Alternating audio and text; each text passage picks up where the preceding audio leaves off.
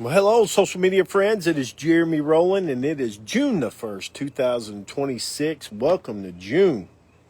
And this is another Driveway with Jeremy where I sit in my $25 dollar store chair in the driveway of my home, and I just talk about things that I find interesting or intuitive. It's a part of my day that I look forward to so much. Had to get out early this morning, just got back, got some news for y'all. But we're going to talk about SEC Razorback baseball and strike three. SEC the first thing. Listen, the chairman, I got a stuttering problem. The chairman today went on there and said that the SEC is the most dominant, manly conference. Okay? I didn't read I should have brought the whole thing and read his entire statement, but you can look it up, okay? You can see exactly what he said about the SEC. Now, listen, big dog. If you're going to talk about the SEC being the most dominant conference, then you need to start showing some wins, okay? Let's just talk about it real quick because the Big 12, the Big 10, and all the schools up in the north are just whooping the SEC. Let's talk about another thing about the SEC. Yesterday, probably one of the most talented Georgia baseball players that they've ever had gets ejected out of the game for excessive celebrating because he hit a dinger. Now, you have noticed over the years that this is a monumental problem that is only growing. It is only growing with these youngins, these kids playing these sports, getting paid hundreds of thousands of dollars. They hit a home run. They got to dance all over the place, flip their bat before they run to first base. And then in football, well, back to the Georgia Bulldog kid. It took him like forever to get around the bases. He's flinging his signs. He's doing all this stuff. And then they eject him. Valid. It should have been ejected. I'll call you back, I promise. And then we get into football seasons coming in September. Every first down, or every good catch, a team can be down by 30 points. And the running back on the losing team can get a first down. And you got to do that.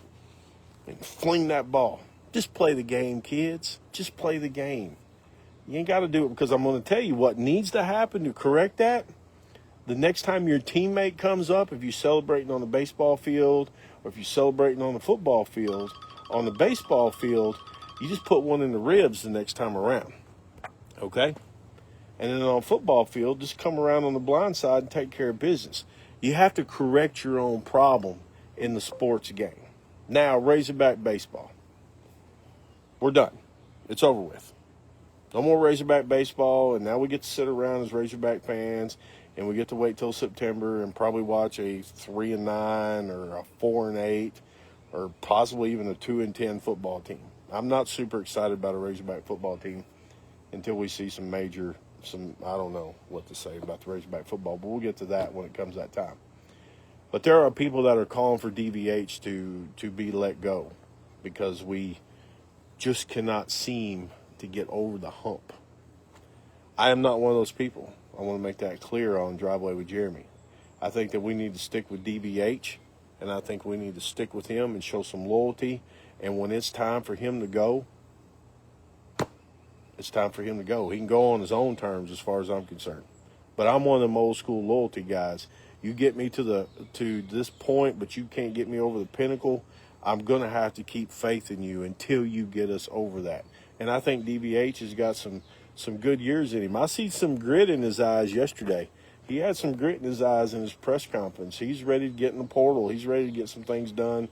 But we're losing two big dogs off of our team this year. So we'll see how it goes. Let's see. I had SEC and strike three.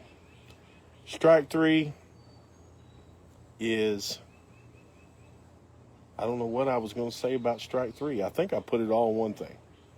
Oh, the strike three. Ladies softball. If you're going to be an umpire, a blue, in ladies softball, please have the routine to where when the pitch comes through, and another thing I want to say about ladies softball, you pitchers, listen, that Texas Tech girl, I watched her the other day. She threw like 117 pitchers. of doing her routine, and then she steps forward and winds that arm and slings it through there at like 75, 80 mile an hour. Are you kidding me? My arm would fall off after about 10.